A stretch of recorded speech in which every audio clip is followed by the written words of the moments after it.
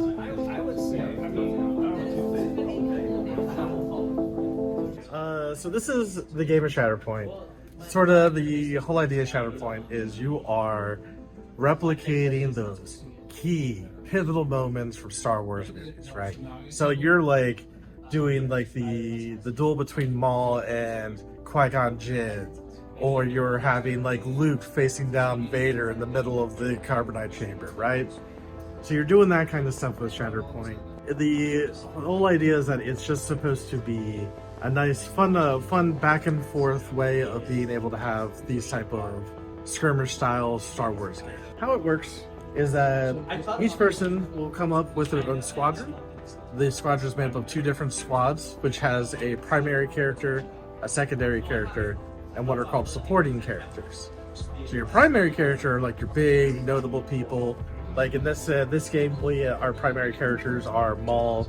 We have Asajj on one side, and they're facing off against Ahsoka and Anakin Skywalker during the Clone Wars. A secondary character is sort of like a supporting character, like you would see in a movie. And here we got Captain Rex and Bo-Katan, along with our Saxon and a character called Kraken. And then your supporting characters are essentially like the background characters. So like your stormtroopers, your rebel troopers, your guys who are just all sort of in the background shooting each other, doing other stuff while you're doing things. So in this case, we have like the 501st Legion, which was generally famously led by Anakin during the Clone Wars. We have Bo-Katan with her Mandalorians. Gar Saxon has his version of the Mandalorians called the Death Watch. And then Kraken is leading a bunch of B-1 droids, like the good old Roger buddies. How it sort of works is when you're deciding how to play the game, who's going to activate. It's not like a choice. The idea is that the tide of combat's always changing. You never know when you can have the initiative to take the point, right? So how it works is each person will have what's called an order deck. Each order deck is made up of all the characters from your squadron. In addition, a special wild point card. Technically it's called a Shatterpoint. So this is like a wild card that lets you activate any character that you have activated, even if they've already activated before. So you can get a double turn with Anakin if you want it, or something like that. So this gets shuffled up, and at the start of every turn, so like you get the choice of like, so here I got Captain Rex. I could choose to activate Captain Rex, or I could put him in reserve and choose to activate the next character instead. So it gives you a little bit of way to control who you're activating. When the character is put in reserve, you can activate it at a later point at any time instead of drawing from the deck. So that way you could be like, no, like you pull Captain Rex, you're like, no, I want to save him for like a little bit later, like after Anakin is activated or something. So he just sort of sits off to the side watching everyone else do everything. And then he's like, okay, now's my time. So each of the squadrons will also have what are called force points. These are force in the sense of like the force is a natural thing that just sort of exists in the setting. So it directs all actions, flows through everybody. The main important thing for this game is that it's what you use to activate abilities for your characters. So for example, here we have like Bo-Katan's card here, and so like one of her abilities is Jetpack. You can see here has this little icon. It means it costs 1 force to use. So each squadron comes with a number of force that is dependent on the combined total of their primary characters. So like if on here, like you see, this is all characters have one side, which is just sort of detailing everything that they have. On the other side, it details their squadron building effects essentially. So here, Ahsoka Tano comes with 3 force points during the course of the game. She comes with 8 squad points that you can use to build. You can have Ahsoka Tano sort of like lead anybody. As long as they're from the same era, you can mix and match who you're using. You're not stuck with just like, oh, she has to be with the Mandalorians or something. That's basically what the force is for. And then once you go through your order deck fully, that's when your force refreshes. So as you're using it throughout your turn, you need to try to vying for trying to get the objectives. Then at the end of your order pool, it'll refresh back to normal. So every character has a health total here. This is their durability. This is how many times they can get injured before they're like, okay, I'm done. Please stop hitting me now. Like, I'm out. I'm just gonna run. I'm just gonna go retreat now. Each of the abilities has a little icon on it. So Bo-Katan's a good example because she has pretty much one of every type. So we have like what's here. It's essentially when you reveal her order card, it's a triggered ability that automatically happens. So like her and Rex both have one where she makes Mandalorians go faster. Rex gets to command other clone troopers, that kind of stuff. So then what's also called an active ability, which is an ability you can use during your turn only. So it's only when Bo-Katan is doing stuff is when you could use that. So like she can only use her jetpack when it's actually her turn to do stuff. What we have is called a reaction ability. So this is something that can trigger either during your turn or your opponent's turn, as long as the conditions on the card that on the ability itself are met. So in this case, if she's near other Mandalorians when she moves, then all the Mandalorians support each other. So they band together because Mandalorians are stronger together. These are passive abilities. So passive abilities are abilities that are always on. You don't have to activate them. There's no timing involved with it. It's just, as long as it's on the card, that's always going. So this is the identity icon. Which makes sense because Bo-Katan is the secondary character. Only primary characters are ones with identity abilities. So identity ability is like Anakin has one where he goes very angry and he gets very aggressive. He moves towards people. Ahsoka Tano is more of a protector. Her ability is like if one of her other comrades gets injured, then she rushes over to try and help them. And so like it's either she tries to help and she can try and heal them, or give them some healing, or she just punches the dude who punched her friend. That's sort of like the gist of all the abilities.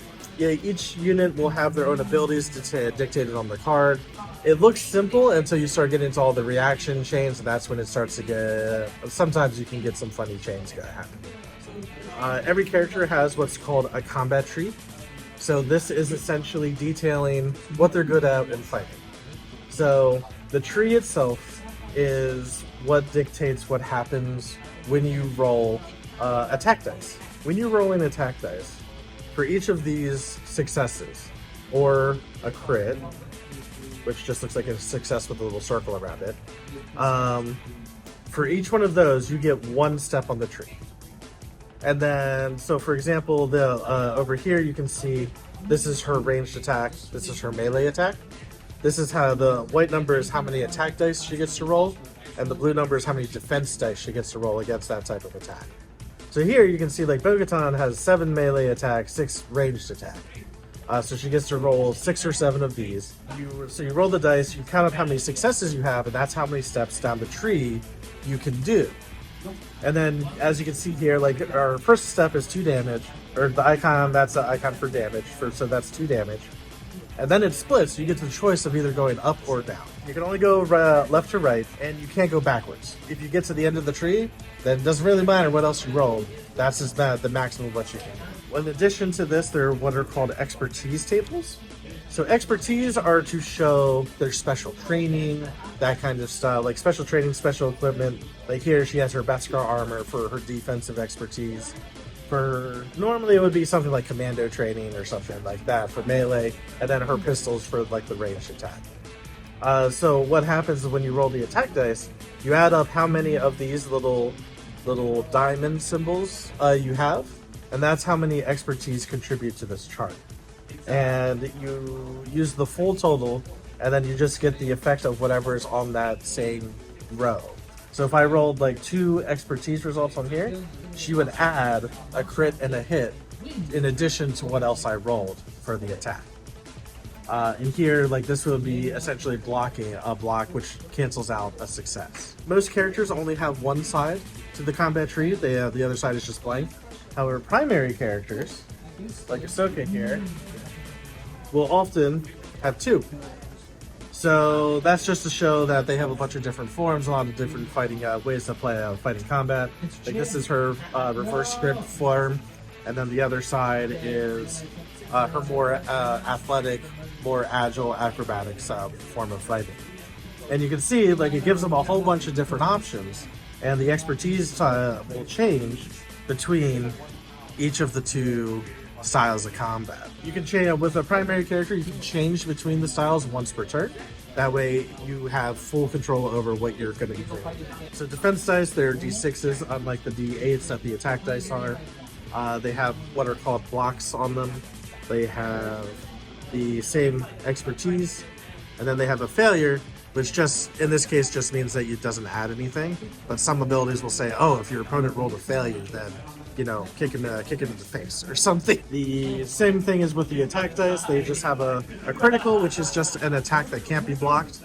They have this, which is just a success that can be blocked.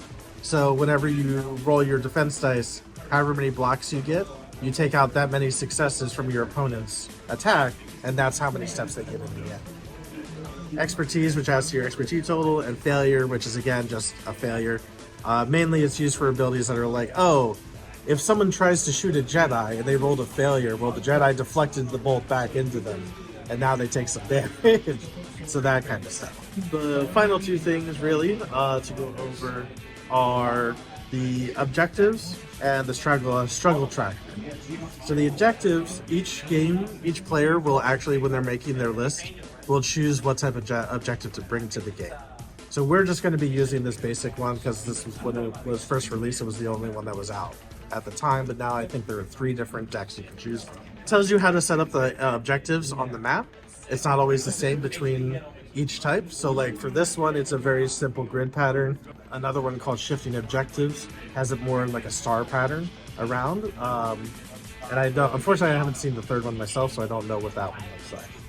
But this one is just a very simple, if you have a guy near an active objective, you gain control of it, and you just get what are essentially called momentum towards winning the game based on how many you have.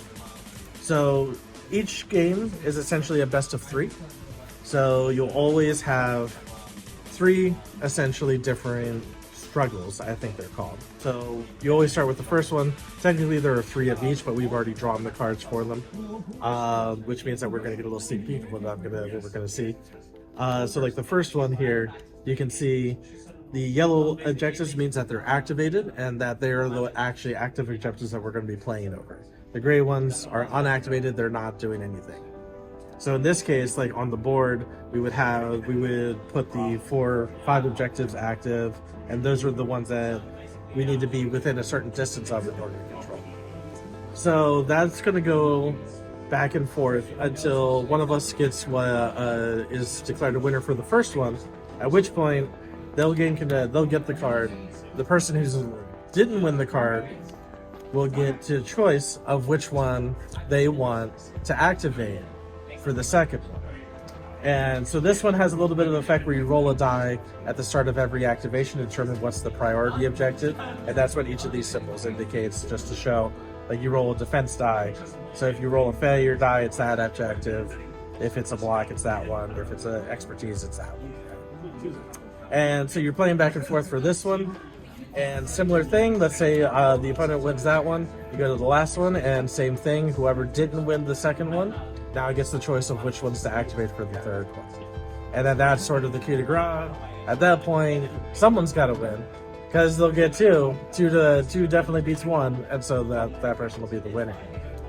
So the main important thing on how do you determine a winner is what is called the struggle board. So the struggle board has what are these momentums on them. These indicate sort of like the impetus of a battle that you have. The white one is what's called like the struggle token. So at the end of every activation, this gets moved towards the player who is currently the turn. And it gets moved that many spaces based on how many objectives they control. So like at the end of the first activation, let's say it has 2 objectives, right? So then this would move 2 objectives towards him. And then because it ended, well, first turn you don't do that, but throughout the game, if it ends closer to like if you crossed over the middle here, then you added a momentum here. And so it now becomes easier for you to win because you're just trying to get to one of your momentum tokens here. And so then let's say during my turn, I capture 3 objectives. We go back over the middle point here, and now I get. And then let's say during the course of Whit's turn, he injures one of my characters. So that gives him a momentum token. And then let's say on top of that, he manages to take 1 objective. So now it gets moved 3 back over to him. And now, because it crossed over the middle, he gets 1 more objective, 1 more momentum. And so as you can see now, it's a lot easier for him to win than it is for me, because I have a lot more to get to my side, whereas for him, he only needs an extra 2, whereas I need 5, plus the 2 that are already on the other side. So then it goes back and forth until you get to like one of the objectives, one of the momentums, and then whoever's side it is on, that's the person who wins.